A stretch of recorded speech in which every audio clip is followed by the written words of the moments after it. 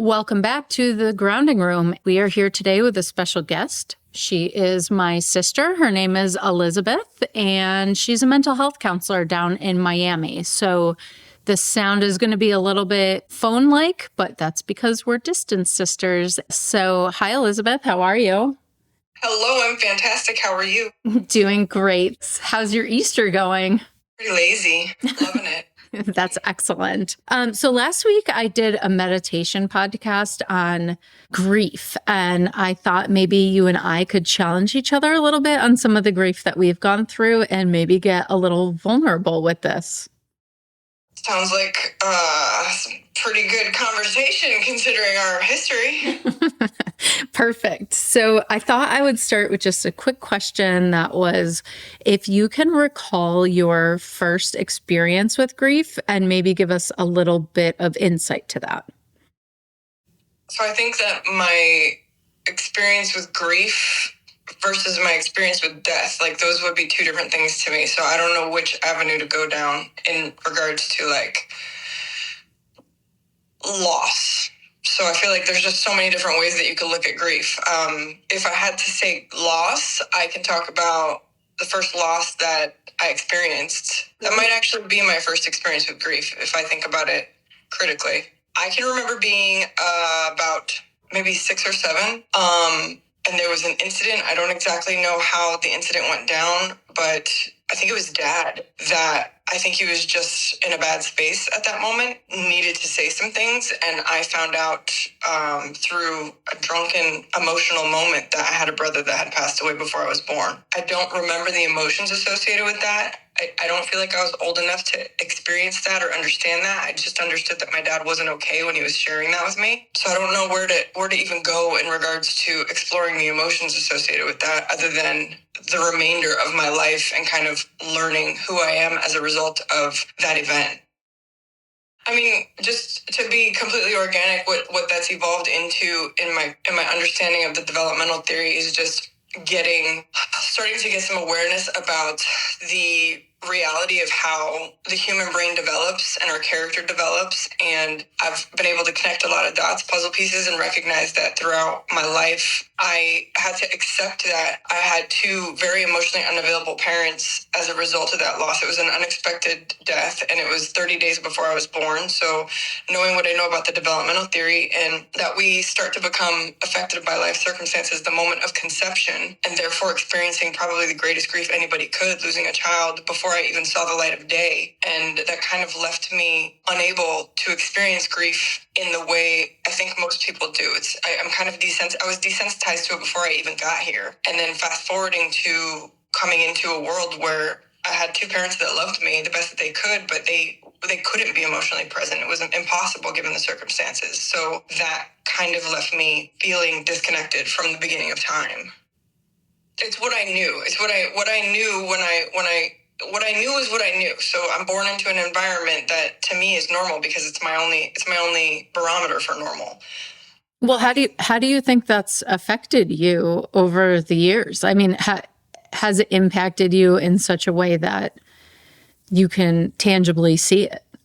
Oh yeah. But I don't even think it was the knowledge that my brother had passed away that gave me the awareness that I have now. It was my mom. When my mom found out that I knew, I remember her sitting me down with the intention of making me feel better, to tell me that the only reason that she never killed herself was because of me. And her what she meant at the time was like, it's okay. She was trying to soothe me in the best way that she knew how at 20-something years old with no emotional awareness whatsoever or emotional maturity. And my little 6-year-old brain immediately went into parentification. And I believed from that moment forward that it was my job to keep her alive. And that, I think, turned into the way that I love. Like I just have become I had become the kind of person that I feel like in order for somebody to love me, I have to be valuable. Like that was my purpose in life, was to keep her alive. And that translated into all my relationships, romantic, friends, family, all of them. Which can be super complicated when it's not your responsibility to keep everybody alive. I don't think I learned that until I was was about 40, but yeah. That, I guess, leads me to the moment that I lost my mom.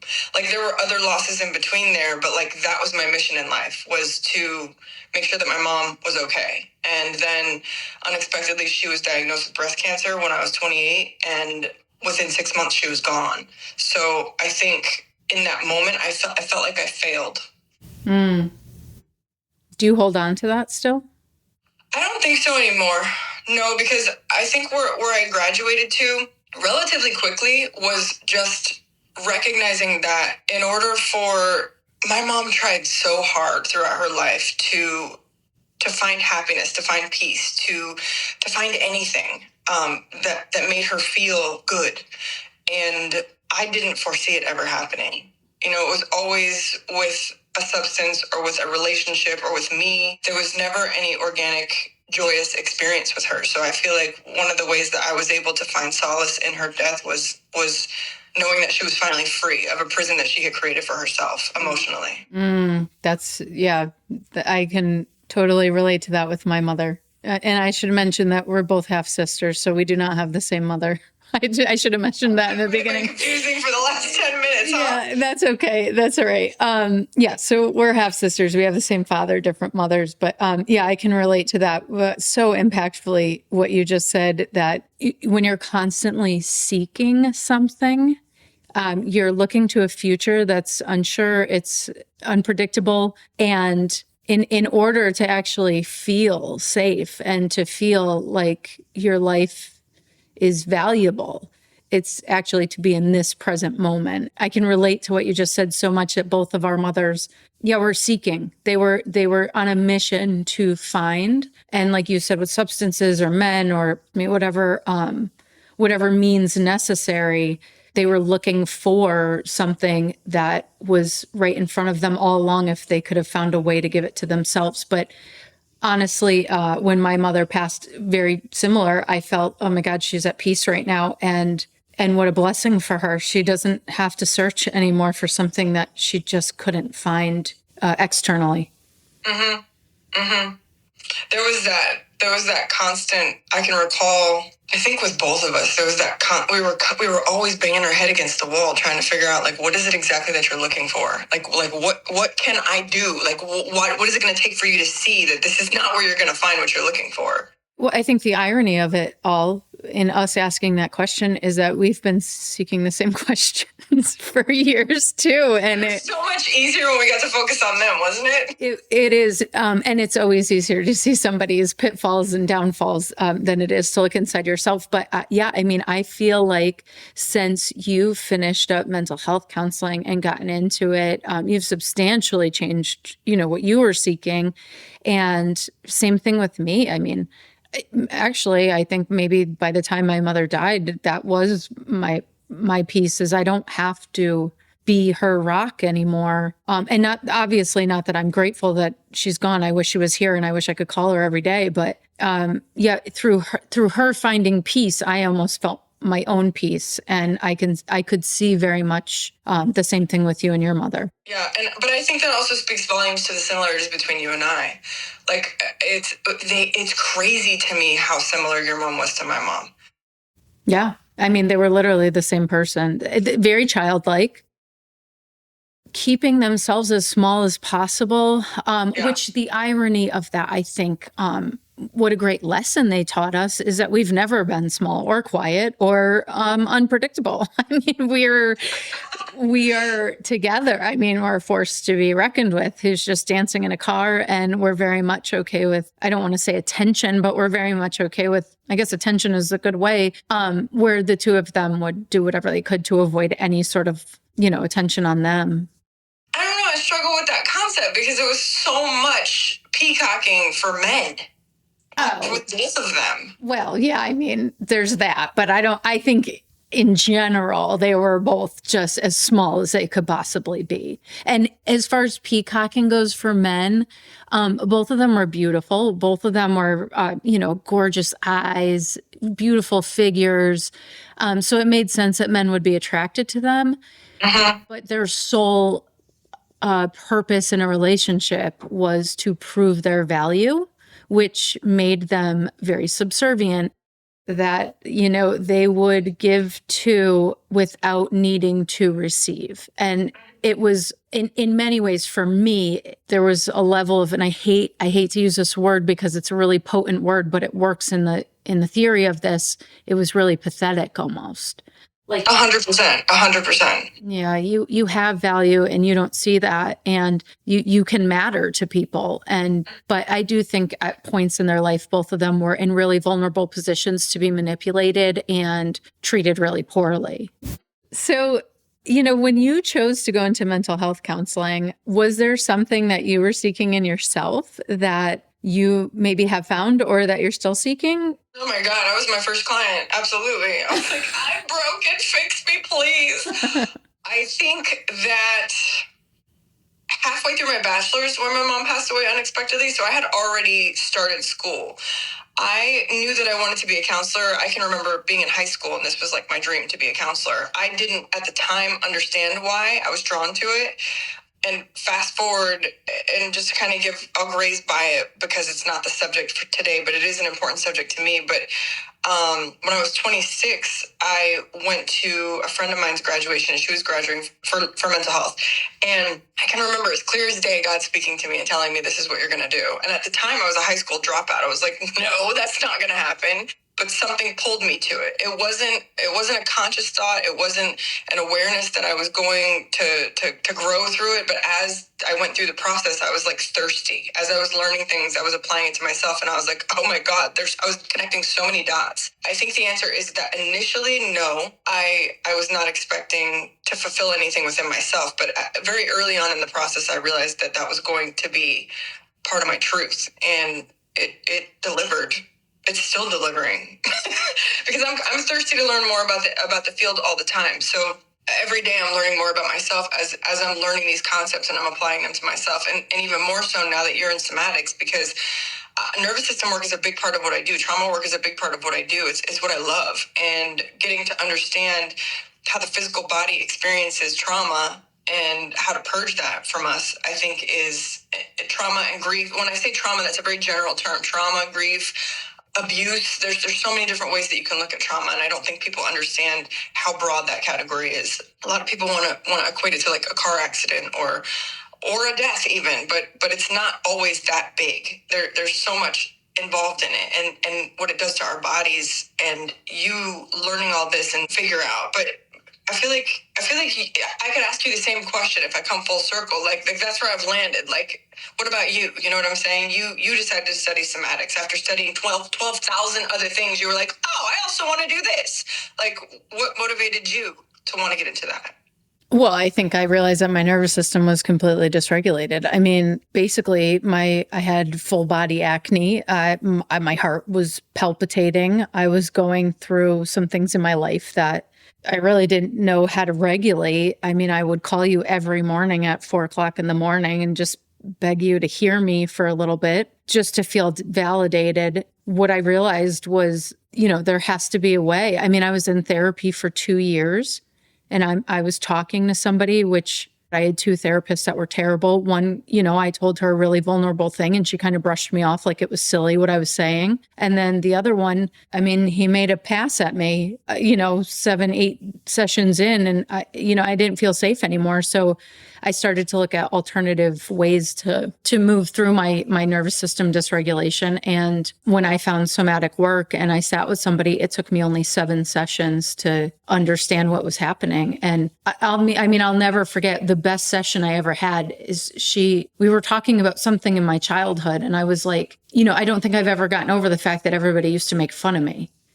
And I used to laugh it off and just pretend, oh, I'm laughing with everybody. But at my core, I mean, I was devastated that I was the laughing stock of a lot of people. I mean, so bad so that people have come to me and apologized years later. She walked me through this moment where she was like, close your eyes and be back in that moment where somebody's making fun of you. And she's like, what would you say to them if you could say anything in that moment? And I remember screaming, I mean, as loud as I possibly could, leave me alone.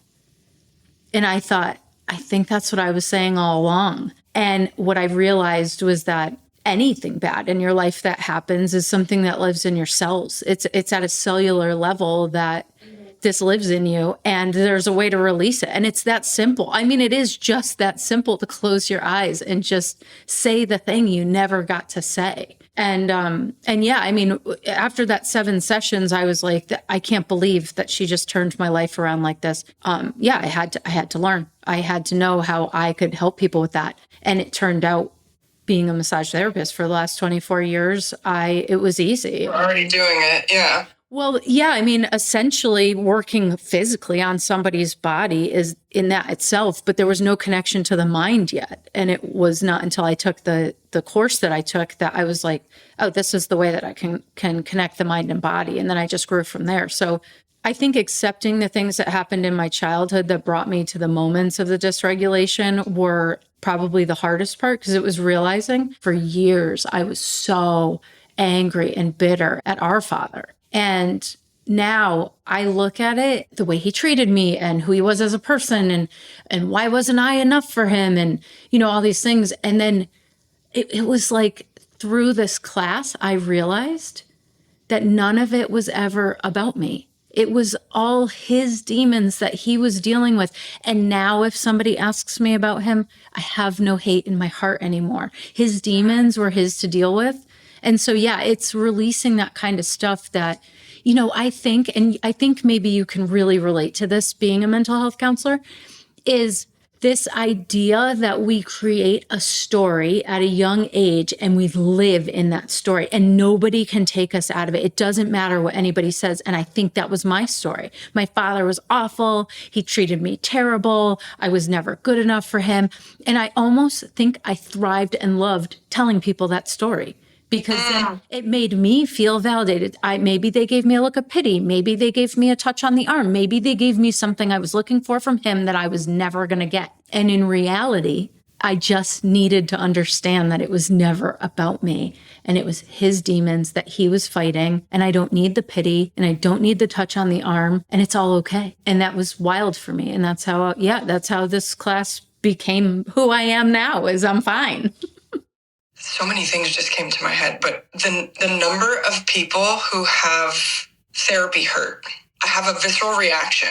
Like, you and I have talked about this before, but I have a visceral reaction every time I hear somebody tell me about one of their bad therapeutic experiences. It's already hard enough for somebody to get vulnerable enough to be willing to ask for help. It's not easy for anybody to ask for help. So when somebody finally does it and they're betrayed, it sucks. Yeah. It just sucks. It's very disheartening. It's very concerning how many unhealthy people are allowed to do this profession. People who are judging, like genuinely judging. I think it's an insecurity on their part. Assessing to me is something entirely different, and I encourage my clients, I encourage my kid, I encourage my friends, like, pay attention to what's going on around you. Assess the people that you decide you're going to let in your life. I don't think that we should not be watching. I don't think we shouldn't be making determinations based on what we're seeing. Do their actions line up with their words? That's important. But not for the sake of making a judgment. Like, I can be compassionate with the fact that, okay, that's how you want to live your life. Cool, that's you do you, boo-boo, but I'm going to stay over here in my own lane, okay, because you ain't my people. I think that's okay, too. Doesn't mean that I'm judging, but that's just kind of a rabbit hole outside of. It's not even a rabbit hole, because as practitioners, if you don't love yourself enough to not be judgmental, you shouldn't be helping people learn how to not be judgmental. There's just so much that goes into it. And at the end of the day, the reality is that there's so few, I don't want to say healed, because I don't think that this is a destination we arrive to, but there's so few well people in this world that there wouldn't be enough practitioners, because there's not enough people that really have the foundation to stand on to teach. It's a very sad truth. Well, let's add to that real quick. So my favorite guru that I talk to you about all the time, one of the things that he says is, when you are triggered by a judgment in somebody else. So I'll give you a perfect example. So I used to have a woman in my life who was the single most negative person in the world. And I'm the total opposite, right? I'm positive Polly. And I'm like, nope, every day is great. And there's rainbows and unicorns and glitter. Every day when she would come in, I would get so mad. Like I would let her ruin my day. And yeah, it would frustrate me to no end that like, oh, what do you even have to be upset about? Like, you have a great life. When you're triggered like that, or when you find yourself judging another character for something, here's a somatic practice for you. Look inside and see the parts of you that are similar that you're actually judging inside of your own body. And oh my God. When I heard that, I had to go all the way back to this person who's not been in my life for years, but 4 years she was there, and it was frustrating to me. But I thought about it and I'm like, I genuinely hate the days where I feel negative. Maybe I'm PMSing. Maybe somebody just pissed me off or whatever, but I hate those days and I judge myself for them. And I say the things like, what do you have to be so upset about? You have this great life. You have the home you dreamed of. You have money in the bank. Like, what is your problem? But what I realized is that maybe it was just my body wanting to feel something negative for a little bit, or maybe it was something stuck in my body that was negative that needed to get out.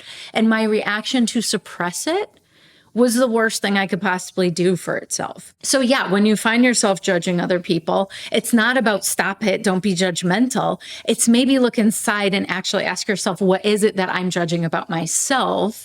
And what is living in there that I'm suppressing that I need to find a way to let out? So sorry to interrupt you, but I love that guy. Oh my God, he's amazing. So yeah, anyways, go ahead, please continue on. No, I think I landed on that one, but I just, you said so many important things, but I just kept thinking like, whenever you were talking about your experiences in therapy, because I've heard that so many times. And well, here's the thing. I mean, I'm open-minded enough to say, okay, that one didn't work for me. I'm lucky enough that as a child, I was sent to so many therapists that all made me feel less than, not equal to, not valuable in my opinions, not smart enough. I can go on and on about every therapist I've ever been to, but it has never deterred me from being in therapy, because just because one therapist isn't for you, denying the idea that therapy can work for you is a detriment to you. So of all the people, and I still to this day have not found the right mental health counselor. And while it's whatever legally or morally or ethically wrong that my sister be my mental health counselor, I do still seek therapy, because I do think that there are wonderful therapists in the world that I have not been fortunate enough to meet yet. And yes, I do utilize my sister's knowledge in a very personal way, not in a professional way, to help get me through a lot of traumatic or even mediocre things going on in my life where, she can attest to this. If she doesn't pick up the phone, I often send her a meme that's like, what could you possibly be doing that's more important than my problems right now? Just sometimes having a loved one, like sometimes you just need to call and say the weird things that you can't say to other people. But I think sometimes just having a safety net, which at the end of the day, we worked through all the stressors and traumas and disrespect and crazy things that we could have done to each other. And we got to a point where even if I don't have a mental health counselor, we know we have somebody who genuinely, unapologetically, and unconditionally loves us at the end of the day. And there's really no greater gift in life than that. So I want to circle us back around, because we started this podcast on grief, and we went to so many different directions, which is awesome. And I don't hate that we did that. And I hope every time we talk, we do that, which one of the things that her and I agree on is that the things that we've gone through in life are really valuable in how we got to where we are today. And so some of the storylines that we are going to follow and go down are going to be, hopefully really impactful for everybody. But for now, I'm gonna cut us off here. There there is a lot of ambiguity going on with the conversation that we're holding because we have left a lot of stuff out and we haven't started from the beginning, which honestly, I love how messy this is. So I don't want to go from the beginning and tell a storyline that honestly would probably be boring. I love that we went all over the place today. I think some of the points we made today were really important is, kind of how you worked through your grief and how you saw your mother in a different light. I think that's amazing. And I think we talked about a really important thing that I think would be great to end on is if you don't find your person and you feel like you want the help that you're seeking, don't give up until you find that person. A lot of people turn their back on the idea of therapy, but it doesn't mean that you're not going to find the thing, but stopping looking for it is really going to hinder you in any sort of healing process. Because like Elizabeth said, healing isn't a journey. Healing is something that's going to be forever, and you're going to have new things that come up that you're going to heal from. But it's not a destination. It's a journey. Yeah. Oh, I'm sorry. Is that what I said? I said it's not a journey. Yeah. It's not a destination. It's not somewhere that you're seeking to go. Just like, we were talking about our moms. We're constantly seeking for something. And unfortunately, death is what brought them peace. And that's not how we want people to live. So yeah, keep your mind open, try all the things. And even if it's not therapy or somatic work or whatever it is, just make sure that you're doing something for yourself every day that shows yourself your own body and who you are, your own soul, your whole being, that you love it, you appreciate that you're here on this planet, and that, you're going to do something amazing for it.